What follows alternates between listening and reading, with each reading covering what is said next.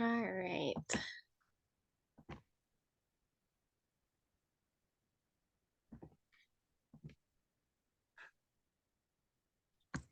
All right. Well, hello, everyone.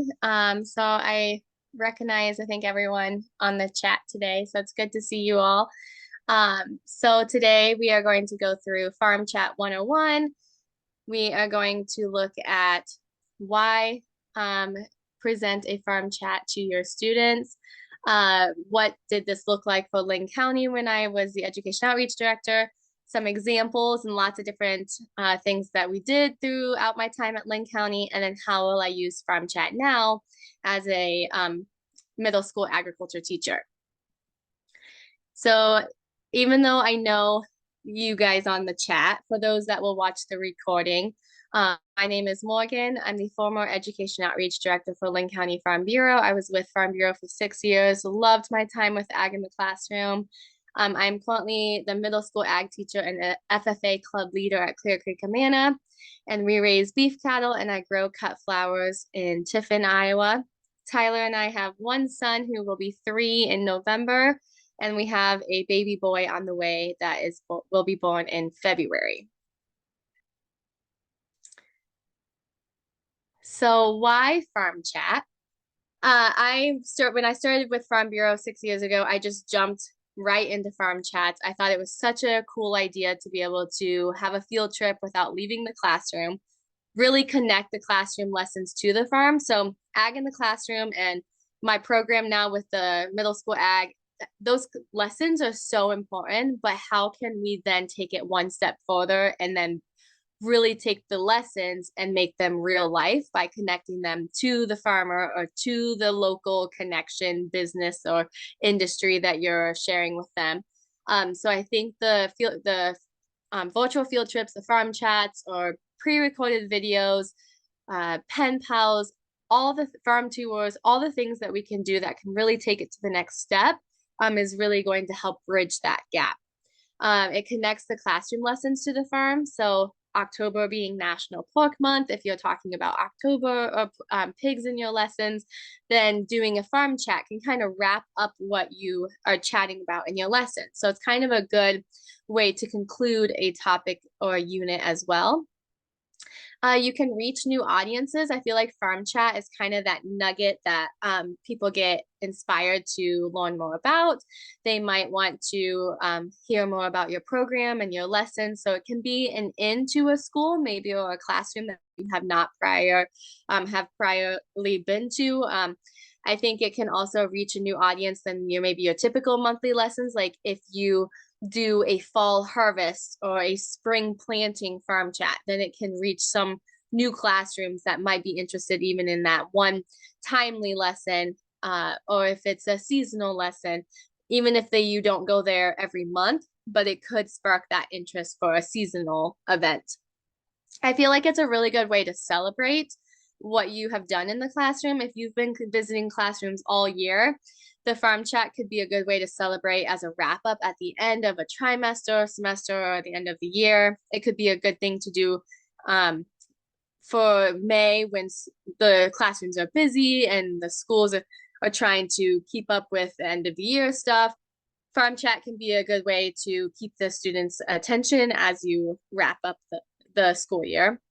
It's a good way for students to ask farmers questions and be able to have that one-on-one and put a face with the name. There's so many different stereotypes about farmers. So if they can actually meet a real life farmer and ask questions, that's always a great opportunity. And then down there, I highlighted local connection. So ag in the classroom, our goal is to promote local agriculture and share the knowledge of agriculture, but also with farm chats, we can really hit home on those local connections, like who is in our area that is farming, who is raising the food for us right here in our communities that we have access to. Here is 2 pictures. A couple years ago, we did one with Wilson's Apple Orchard during the fall. So that was a really fun one. The teachers are usually already talking about apples, so then connecting them. A lot of them do go on field trips, but it seems like since the pandemic, field trips aren't as prevalent. So if you can bring a virtual field trip to something that they may be used to go visit, that can be a great opportunity. And then we also did a bison farm chat in the summertime, which was really fun, and compared it to beef production. Okay, so with Lynn County Ag in the Classroom, I tried to add a lot of variety. Now, I know our typical farms that we might think of in Iowa, we want to hit those too. Like, we want to talk about corn, we want to talk about beans, we want to talk about pigs and harvest and planting. Like, those we need to have, and we need to have those in our library because that is what Iowa is known for. But what else are we known for? Like, I tried to visit a lot of different farms or businesses that would spark the kids' interest. So that way, students who might not live on a farm, they might, though, have sod in their yard, and they can connect growing grass with sod for the development in their community. So I tried to add a lot of variety. We partnered a lot with others. So I worked closely with Buchanan and Delaware County, Scott County Farm Bureaus, Benton County, Johnson County a little bit. And partnering with others, you don't have to do it alone then. So there might be like the Turkey Farm Chat you see the picture of there, that was in Scott County. So Becca had that connection. So we were able to partner together and build a larger audience. So we did that for Thanksgiving, and we had, I think, 12 classrooms on for that farm chat. And so that was a really fun Thanksgiving one where we were able to utilize our partnership and promote it together, and then have one farm chat that we both got to benefit from. Building a network, so having a group of farmers from our Farm Bureau boards, or building through the other communities and counties, and being able to build that network of people that you can go to when you are looking for a specific farm chat. I always did a combination of live and pre-recorded. So like that turkey one, since it was specifically for Thanksgiving, we did that one live because it was fun, it was timely, it was perfect for the season and the holiday. But then I also did a lot of pre-recorded ones, like the Sweet Maple Farms. There was a maple syrup farm chat.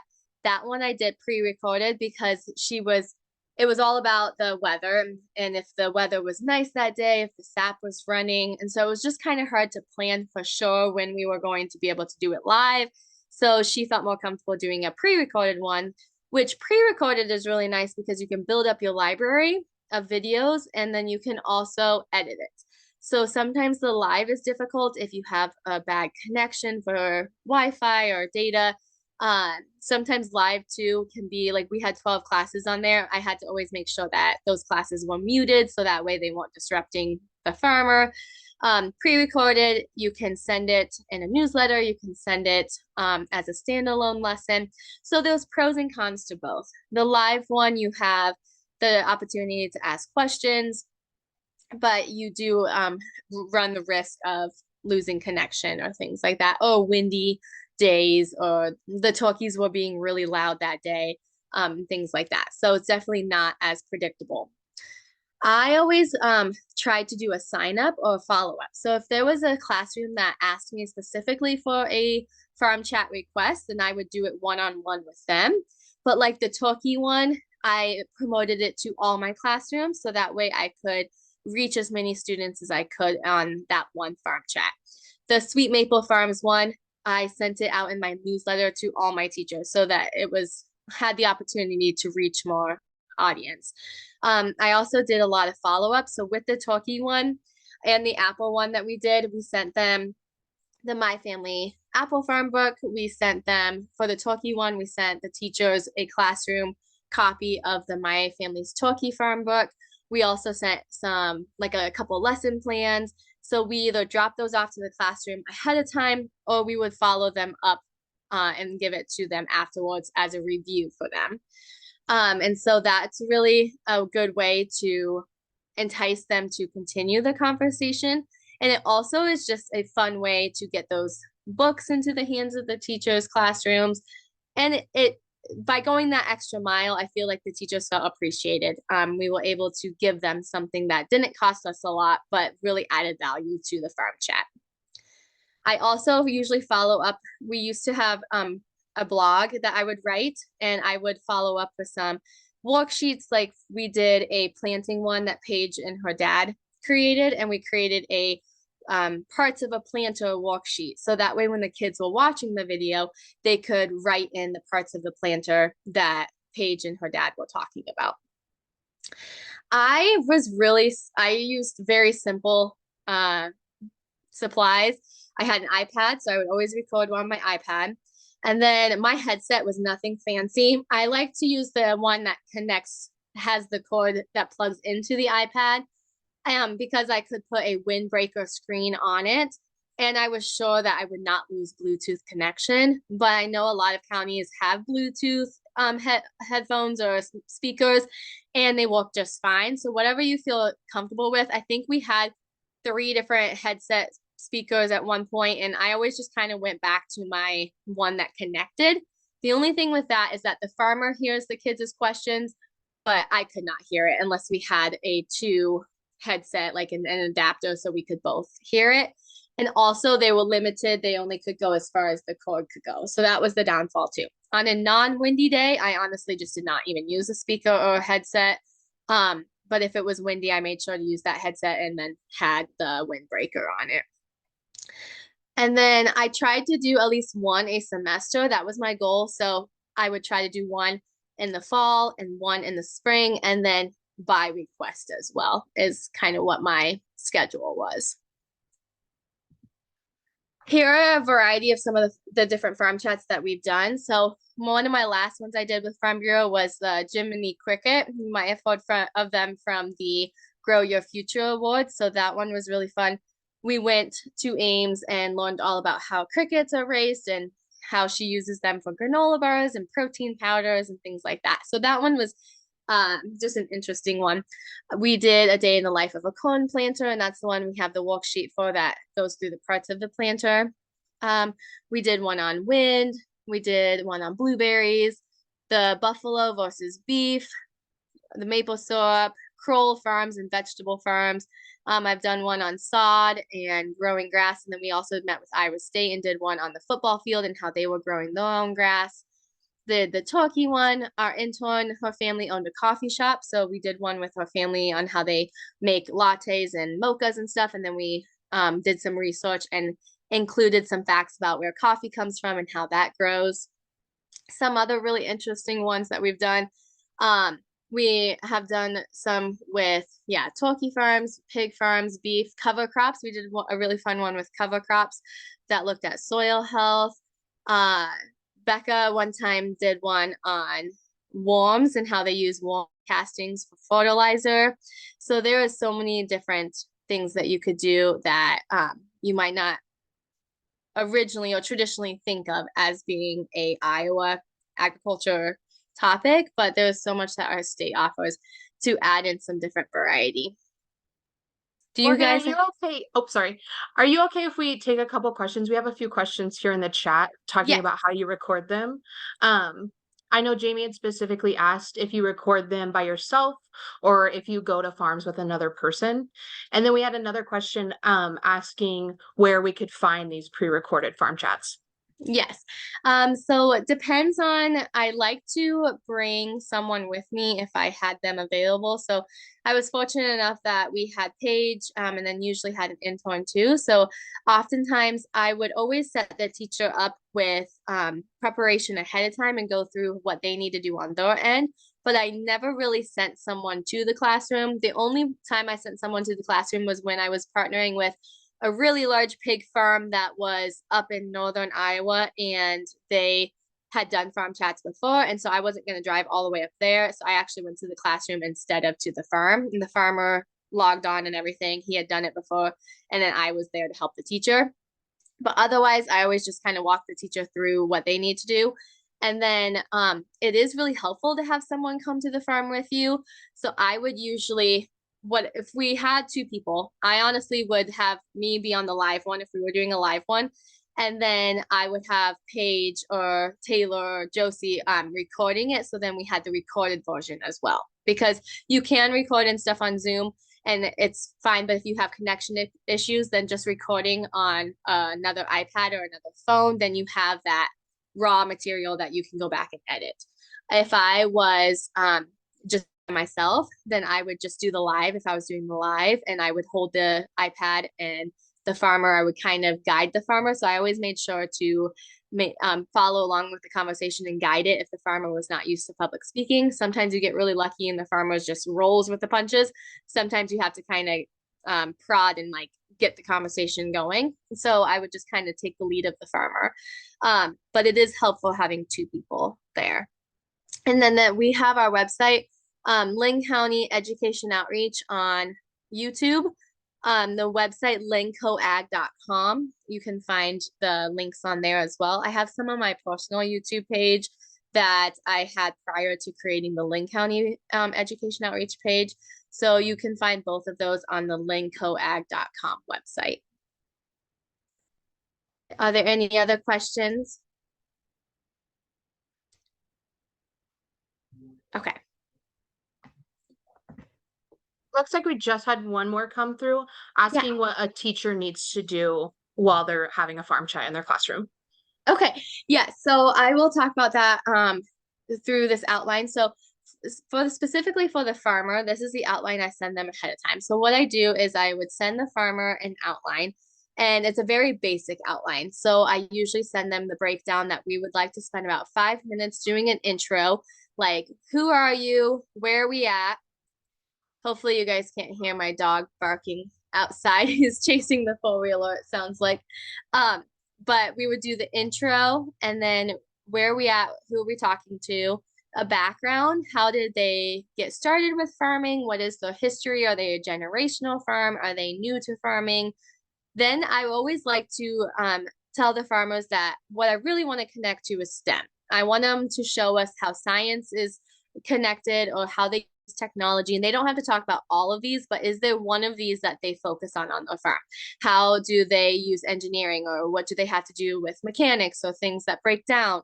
And then math. Do they have to measure out feed? How do they look at the weight of gain of the animals? Things like that. So I try to connect it back to STEM. And then a day in the life. What does a day in the life of that farmer look like? This is a good place to ask questions and have that kind of that conclusion. I try to keep it within 30 minutes. 30 minutes is kind of the attention span of those elementary kiddos. Even then, sometimes they get a little restless. So between 20 and 30 minutes. Pre-recorded video, some of mine are a little long. I actually now, being in the middle school classroom, would recommend like a 10-minute pre-recorded video, because 10 minutes, even for some of my middle schoolers, I'm like losing them at the end of it. So those are some recommendations there. On the teacher's end, I always send them an email with the Zoom link, and I send them a reminder email the day before and the morning of. And on that email, I'm going to send them the Zoom information, when they need to log on, what they can expect, 20 to 30 minutes. I give them the outline too. So this is kind of the stuff we're going to go through. I let them, if they have questions ahead of time, I let them ask those questions. Pretty much that's kind of what I tell them. They just need to be logged on. If they have not used Zoom before, if they have any questions, they can let me know. Make sure that they stay muted. And then if they are getting a kit with the FarmChat, like if we're sending them follow-up lessons or books, I will include that information as well.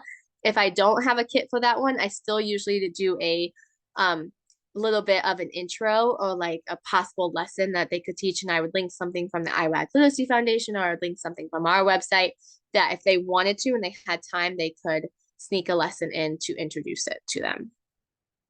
Does that answer that question? Okay. Okay, so I always did a practice session with the farmer, but I didn't usually do a practice session with the classroom. My first one the first one I logged on with the teacher and we talked through it. But once I got comfortable with it, I would practice with the farmer so the farmer knew what to expect, and we kind of knew what we were looking at. So I knew what to expect of what the farm chat would be. And we would also see where the best connection for internet was. So I recommend doing a practice session with the farmer. Now, there were some farm chats that I did that were 2 hours away, like the Iowa State one. The Buffalo one was like an hour away. The Cricket one was in Ames. Those ones I obviously did not do a practice session with, but I still chatted with the farmer and really laid out what I was hoping to see and what I could expect. So I would ask them a lot of questions. Where can we be for that morning? Where can we go stand that has the best internet connection? What kind of things can you show me? So those ones I would always really have a detailed conversation with if I was not able to do a practice session with them. Okay, so how I will use FarmChats now as a teacher. I want to join opportunities that come along. So I'm joining the Iowa Ag Literacy Foundation Pig Farm Chat next week. Since I do have 10 sections of 8th graders, I will only be able to do it with one of my classes, but that's okay. That's still 25 students that get to experience that. And it will be for October for National Pork Month. And we have been talking about pigs a little bit. So the other classes, I'll probably show them a pre-recorded one. I want to use the built up libraries for classes. So I've already been doing that a little bit. It's been kind of fun too, because they're like, Mrs. Hibbs, is this you in this video, or is that your voice? And I'm like, yeah, I recorded all of these for Linn County Farm Bureau. I also use a lot of great resources like True Food TV or like How Does It Grow? She does a really good job with some of those videos showing how things grow. And then utilize FarmChats with my FFA kids. So some of my FFA kids have shown a lot of interest in learning about some of these different things. And with 40 kids, I still have a pretty big club. I have 40 kids in my club, but I can maybe do a afternoon where if we partner with a farmer for a farm chat, during one of our meetings, we could have a specific month where we learn about a certain topic. So that's how I'm hoping to do it with my FFA kids. Or if we have a contest coming up, maybe we could chat with a farmer if we're going to a pig contest, or if we're going to a dairy judging contest, we could learn a little bit more about the farming. Because with CCA, I would say 90% of my kids do not have a farm background. So it would be good for them to have that prior knowledge before like a contest of what the farming of behind the scenes looks like. So yeah, I'm joining the National Pork Month, the one that Iowa Ag Literacy Foundation is doing next week. I did reach out Johnson County to possibly maybe do a harvest one, which I know harvest is kind of wrapping up here. But we have pre-recorded ones that we can do too. And so there's other opportunities. Spring maybe would be a good time. I could do a planting one. And so that's kind of my plan going forward. What questions do you have?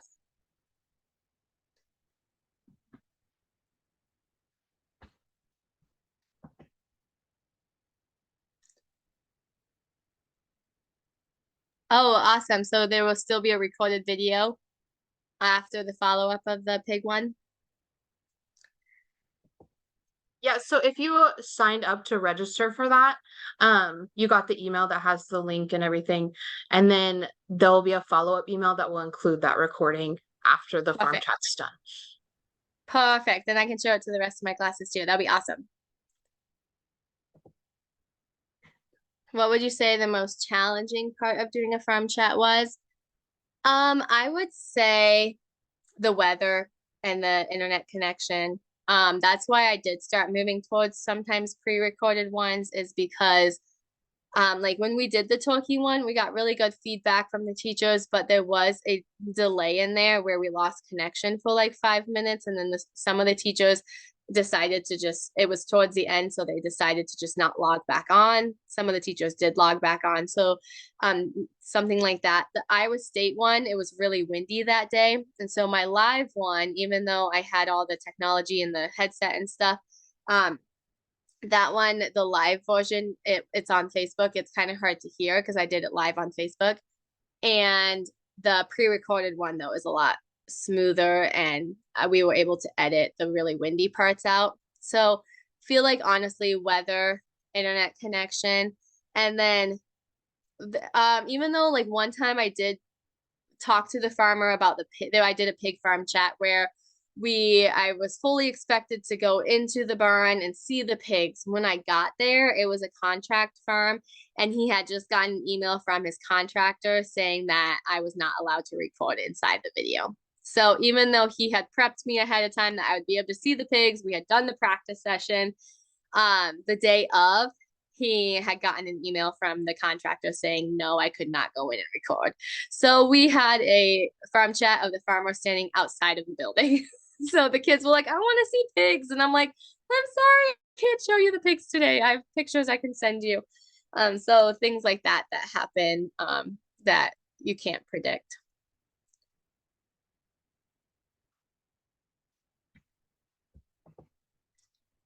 How do you reach out to farmers or find them? So I did a lot of networking, mainly with my Farm Bureau board to begin with. So I would ask them if they had connections, and then I would reach out to other counties. So like for our FarmChat or for our Flat Aggies, I did those. I would partner with local like extensions, or I would even like reach out to other ag classroom coordinators who I knew had done a prior FarmChat on a certain topic. I would ask in the Facebook Iowa Ag in the Classroom page. But honestly, sometimes I would just Google. Like the buffalo one, I Googled where is a buffalo farm in Iowa, and it was summertime and I didn't have as busy of a schedule. I'm like, all right, we're going to drive and go do a buffalo farm chat. The Iowa State one, I did not think that I would be able to go on the field and chat with them. And I'm like, you know what? What does it hurt to ask? I'm just going to email them. I emailed the turf department, and I also emailed a horticulture professor, and they were able to link me up with the athletic director at Iowa State. And they were like, yeah, sure, come on down. And so honestly, sometimes I would, the cricket one, I just emailed. So I would just Google and find some of these people and just cold turkey call them or email them.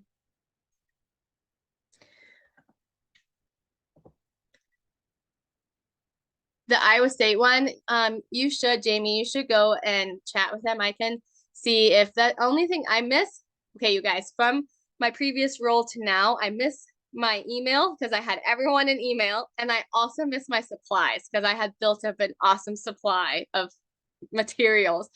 But I can email Rob or Paige and see if they can find that email, because they said we could come back and learn about how they paint the field, and I never did go back. And so they were open to us coming back up for that.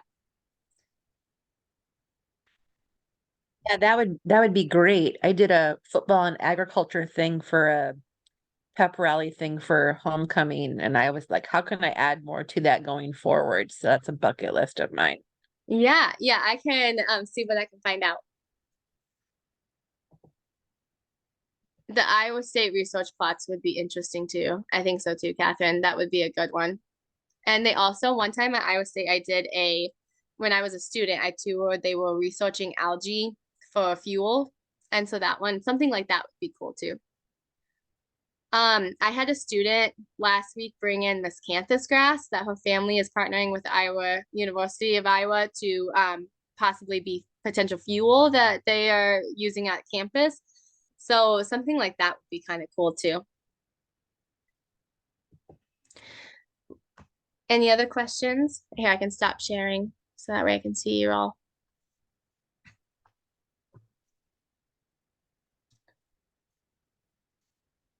Okay, does anyone have any final questions for Morgan?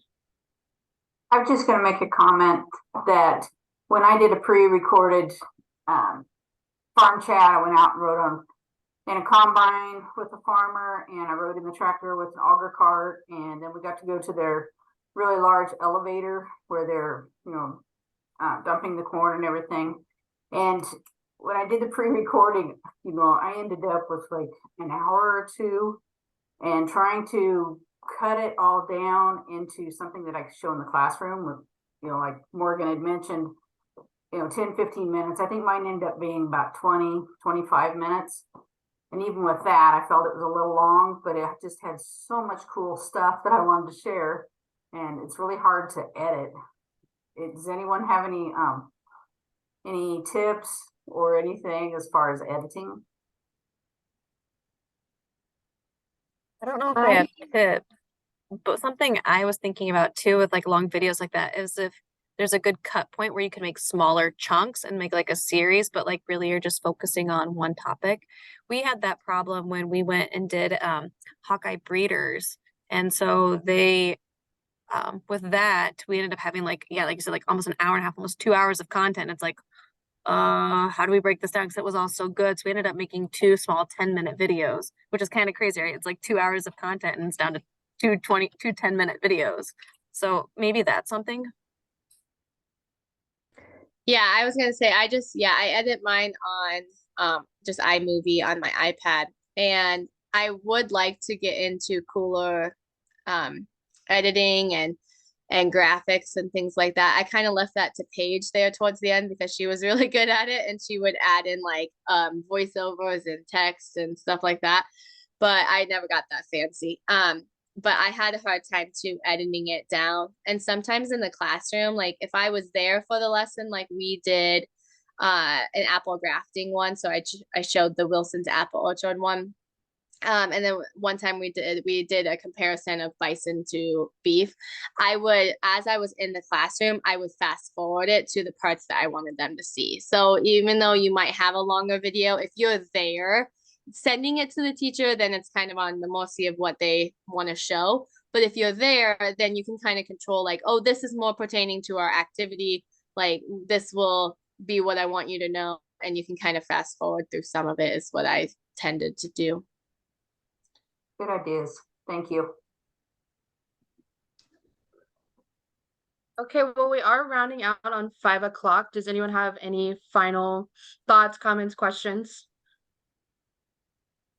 All right, well, thank you so much, Morgan, for presenting on FarmChats and our virtual field trips, as well as sharing some tips and tricks as to how to utilize those.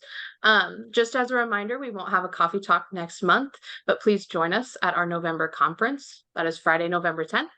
And then in December, our coffee talk theme will be a silos and smokestacks. So we'll have Laura Elfers joining us for that one as well. Awesome. So thanks again, Morgan, and thank you all for coming today. Thank you, everyone. Thank you for asking me. It was fun. Thanks, Thank Morgan. you. Bye. Bye.